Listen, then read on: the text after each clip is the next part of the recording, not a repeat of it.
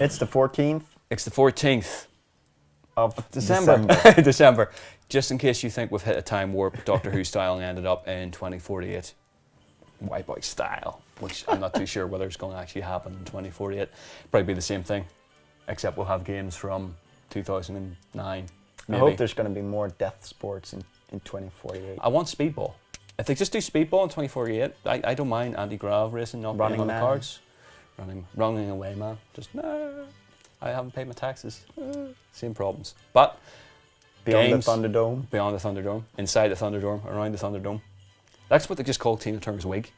It's not even the actual sports thing. It's just her wig. It's called the Thunderdome. Anyway, we should actually talk about what we're here for, apart from Christmas show. We are here to talk. The momentous. It's the big thing. It's the big one you've been waiting for. It is the Game Reactor Game of the Year. Now, to be fair, given there's that many editors in this company, we've decided to split it by country, but it's still a momentous occasion. Yeah. So here we go, folks. Strap in, get your popcorn ready. All the breathe out. winners. Right here. It has been an absolutely insane year when it comes to great games, maybe even better than last year, the year before that, and even the year before that. We, Game Reactor as a whole, has taken the time to find the 3 best games of 2011. And on a 3rd place, we have selected The Legend of Zelda Skyward Sword. Many would argue that it had been quite a while since something big had been added to the Legend of Zelda series, and something big is definitely what describes the Skyward Sword best. It's a Zelda adventure just like we know them, but chock full of new ideas and probably the best usage of the Wii's unique controls. It's also a massive game that will take you up to, I guess, 50 hours or so to complete, and far more than that if you want all the secrets. It's a classic Nintendo at their best, but it's also a Nintendo that clearly has looked to the future and more or less has revived the whole Zelda series.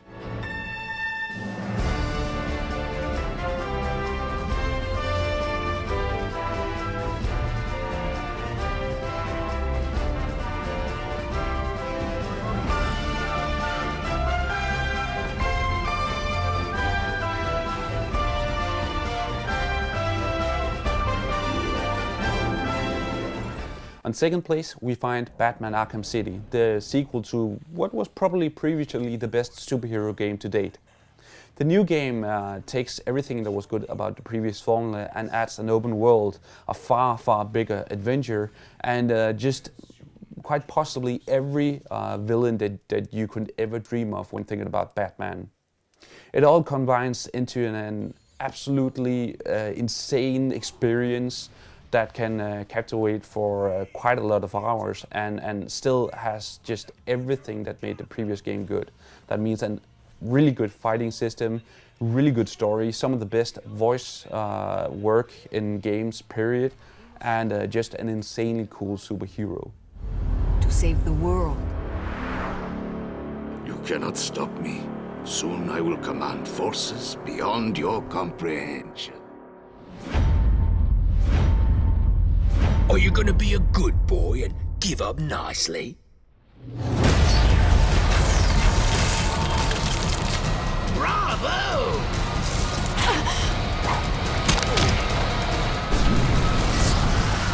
On 1st place, we find, to no big surprise, The Elder Scrolls Skyrim.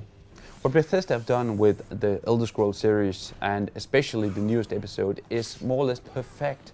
The dream of an open world, single-player role-playing experience where you can just do pretty much what you want. That means hunting dragons, perfecting your skills, exploring a beautiful, beautiful world, and just spending time in a really captivating universe. It may not be for everyone, and some may still prefer the MMO variant of the role-playing experience, but everyone else will find something special in Skyrim.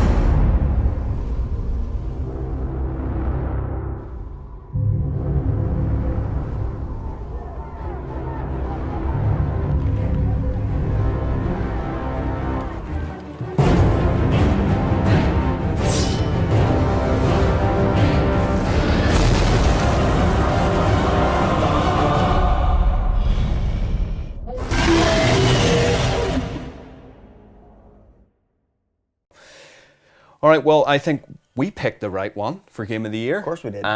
Anyone else that picked anything different was Picked just the wrong one. Just picked the wrong one, Yeah. and therefore can't measure up to our superiority. So, no. And if you agree, feel free to send us all the love you want. And if you disagree, Don't send us anything in the mail. However, get your fingers, get your digits, put them on a keyboard, and go on the forums and tippity tap, or whatever noise your fingers make. I do the more typewriter thing, like Murder She Wrote, dun dun dun dun dun dun dun, dun dun dun dun dun, and then realize I'm actually on a typewriter and not a PC, so I'll have to start again. Anyway, apart from that, it is that time of the day. Reach behind your. Oh, he's got it down there. That was going to be a better joke. It is a hat. It is a hat on the head. And with the hat on the head, we has the competition.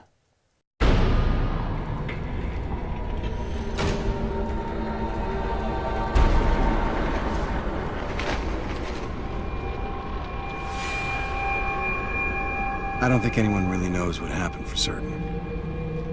Something big, that's for sure. Then the dust and the fumes killed everything. Well, almost. What are you doing here, boy? We don't much like uninvited guests. I'm gonna beat your skull like a drum.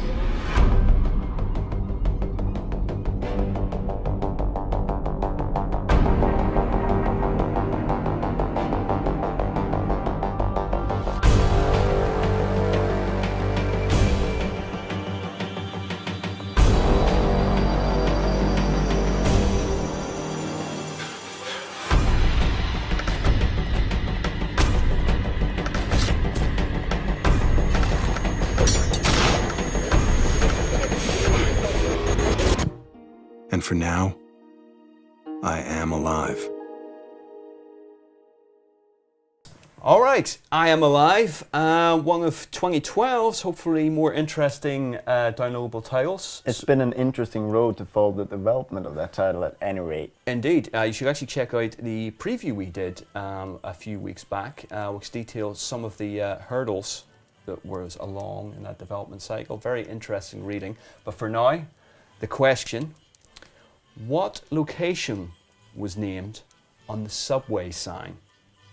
Now, if you think you know the answer, Bengt, Well, you can send in your answer, the correct one, preferably, to xmas@gamereactor.eu, and make sure you put the correct answer in the subject header.